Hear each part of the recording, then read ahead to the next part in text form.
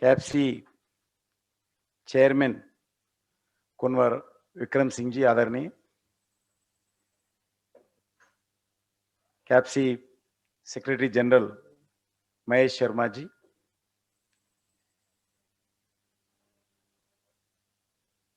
Capsey president Shri V V Katti ji.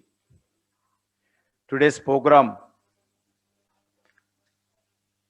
guest of honor आदरणीय Anurag Batra ji, chief editor Business World, और सभी delegates participating from different states and different organizations.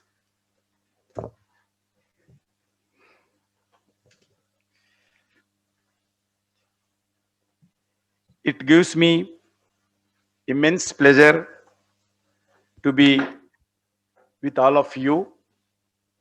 The Security Leadership Summit 2020.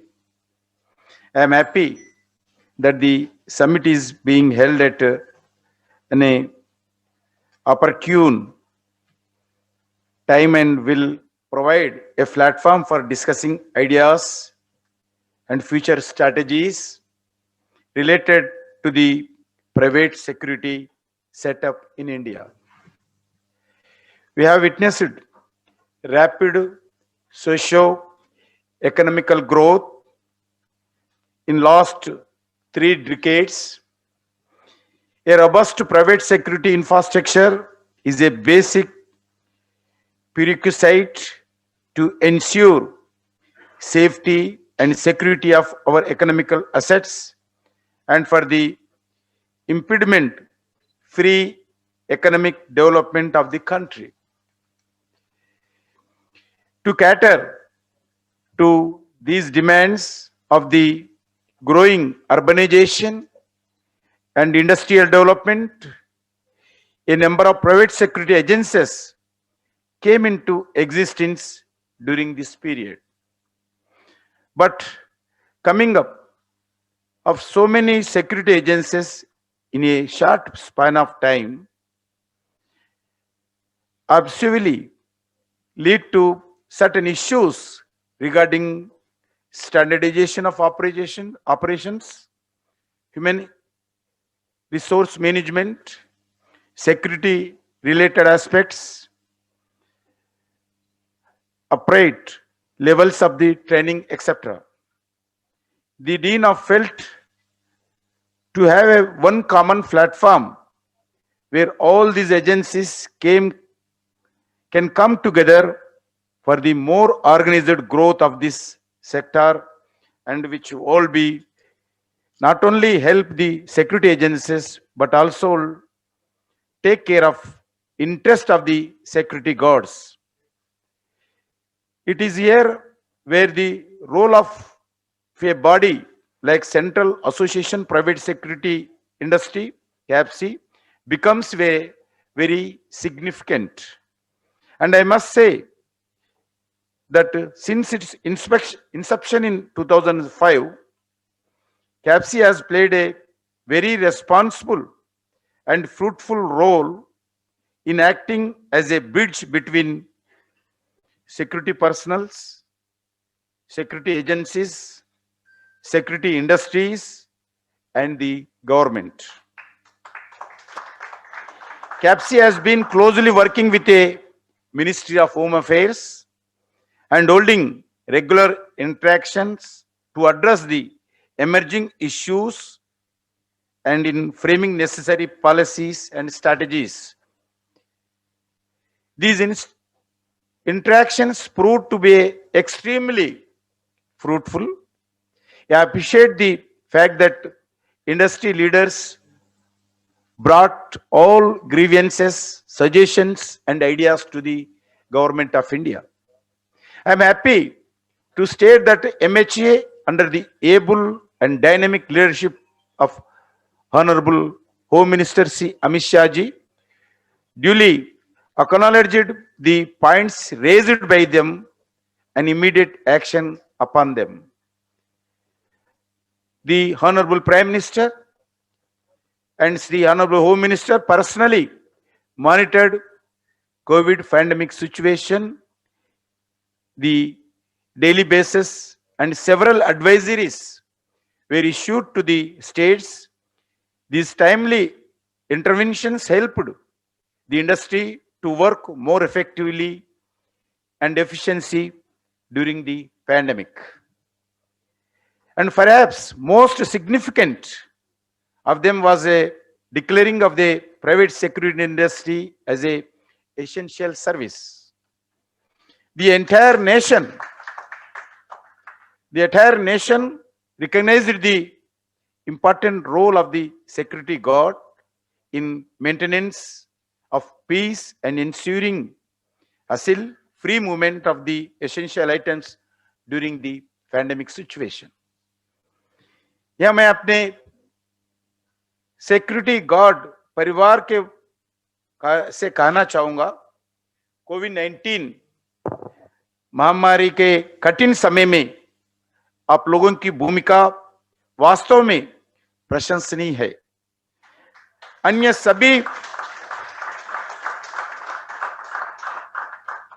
सभी परिवार frontline warriors की तरह विभिन्न industrial units, corporate establishments और residential societies में मैं आप लोग भी कैरियर के खिलाफ युद्ध में योद्धाओं के तरह खड़े रहे हैं। मैंने व्यक्तिगत रूप में देखा है कि कैसे आप लोगों ने इंडस्ट्रियल एस्टेब्लिशमेंट को एंड कमर्शियल सेक्टर को, रेजिडेंशियल सोसाइटीज को सुरक्षित करने में के लिए इनोवेटिव तरीके से अपनाए और कोविड नॉर्म्स के पालन करते हुए ह्यूमन इंटरफेरेंस को कम से कम करने के लिए अलग अलग तरीकों से प्रयोग करने से आप लोग काम किया है। लोगों में मास्क और सैनिटाइजर को बांटने का काम भी मैं बहुत भेजा गया हूं। सिक्योरिटी गार्ड्स ने बहुत अच्छे काम समाज में किया है। आवश्यक वस्तु और सेवाओं की डिलीवरी करने के भी बहुत कुछ मदद सिक्योरिटी समाज से आम जनता को, आम सोसाइटी को मिला है। कोरोना महामारी के फैलने से रोकने के लिए आप लोगों के जो योगदान रहा है वह बहुत ही महत्वपूर्ण है। अपनी ड्यूटी करते करते अपने में भी कुछ लोग भी इनसे इफेक्टेड हुए हैं, फिर भी अपने काम से पीछे नहीं हुआ। भारत की हर एक नागरिक इस जज्बे के लिए आपको सैल्यूट करता है और आपकी हिम्मत की दाद देता है। मुझे यह जानकर बहुत खुशी हुई कि आप लोगों ने बैड्ज के ऑनर से सम्मानित किया जा रहा है, मुझे भी दिया है। अगर आपको कोरोना महामारी का यहाँ कठिन समय में नहीं होता तो मैं आपको व्यक्तिगत तौर से इस बैड्ज के ऑनर से सम्मानित करना चाहता था। मैं आप सबको सुखी जीवन का कामना करते हुए आपको शुभकामनाएं देता हूं। Under the visionary leadership of honourable prime minister Narendra Modi ji, union government is keenly working to empower the security sector. क्योंकि मैं पहले भी बोल चुका हूं, हम सिक्योरिटी सेक्टर को अलग नहीं मानते हैं। आज मैं इस कार्यक्रम में आया हूं, मैं मानता हूं ये हमारा होम डिपार्टमेंट का इंटरनल एक्टिविटी है।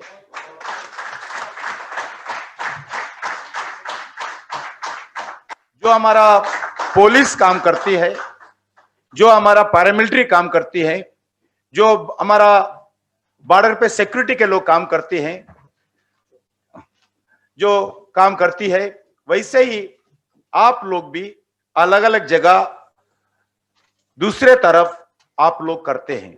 इसलिए मैं होम मिनिस्टर का जो काम है, जिम्मेदारी है, वो काम भी आप लोग भी हमारे से कंधा मिलाकर करते हैं। इसलिए मैं कभी अलग नहीं मानता हूं।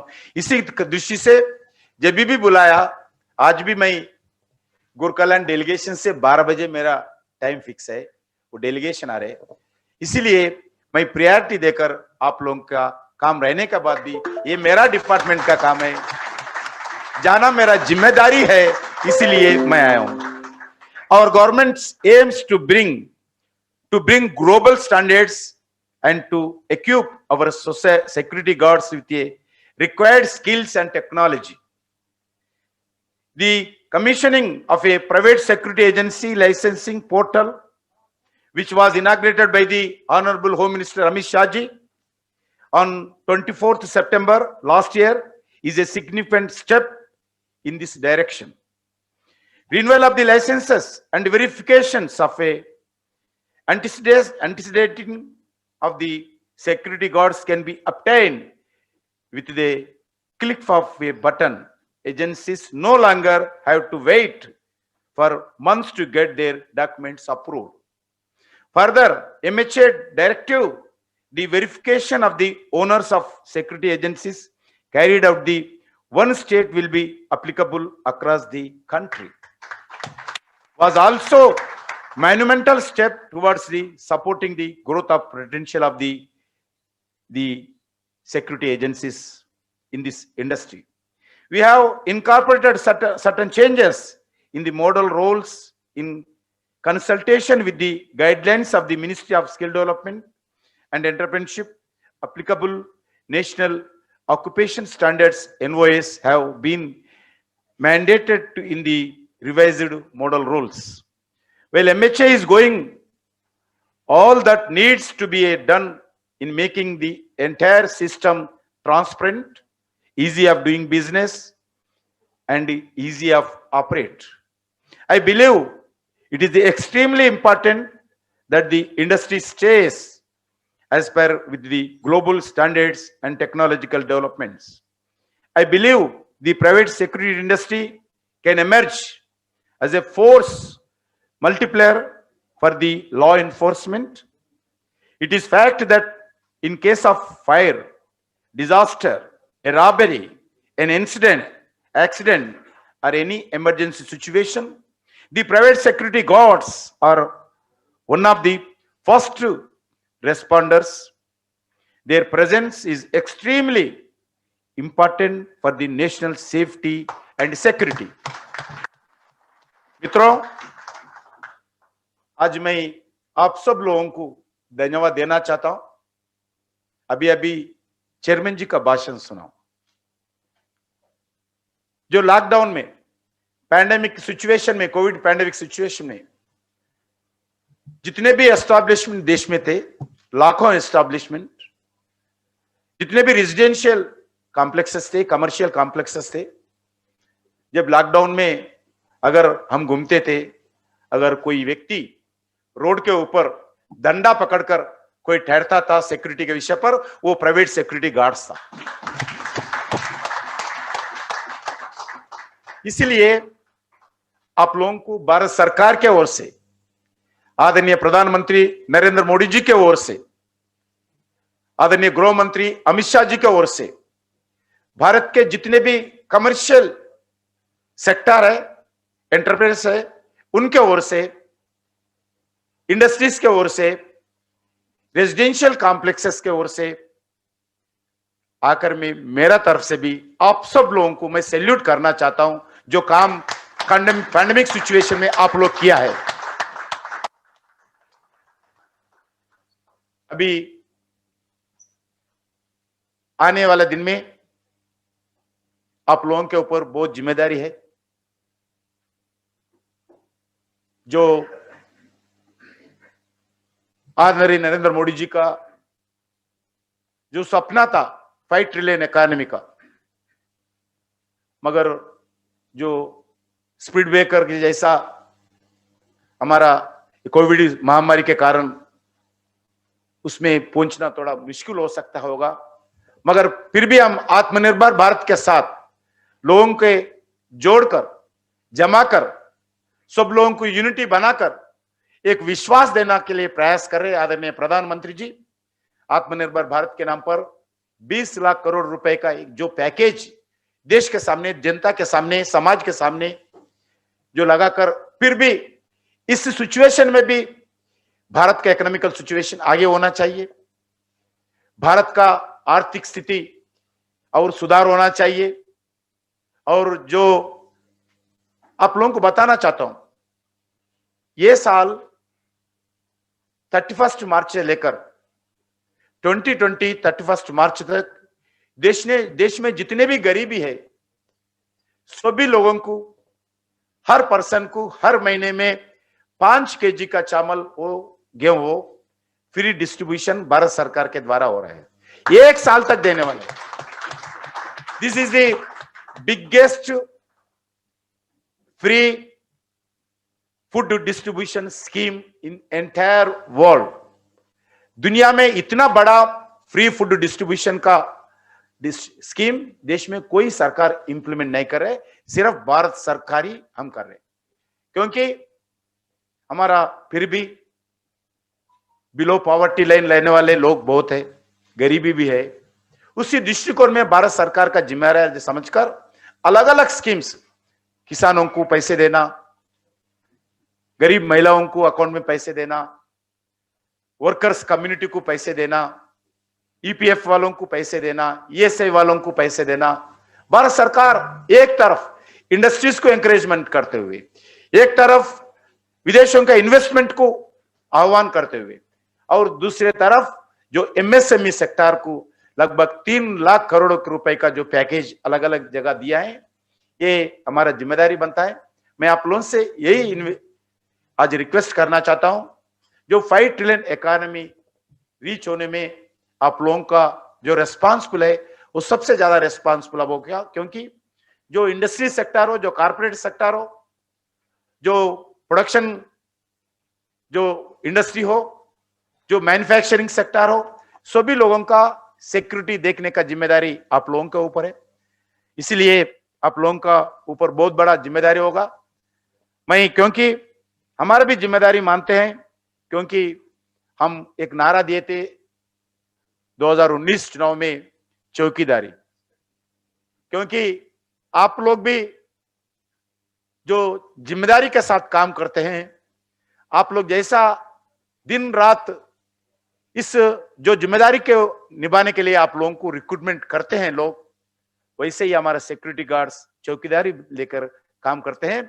हम भारत देश का भी चौकीदारी बनकर नरेंद्र मोदी जी नेतृत्व में हम भी सेवा कर रहे हैं। इसलिए आप अलग नहीं है, हम आप अलग नहीं है। मिलजुल कर देश को एक शक्तिशाली भारत बनाना चाहिए, मिलजुल कर देश में गरीबी दूर करना चाहिए, मिलजुल कर देश के नौजवान को रोजगार देना चाहिए।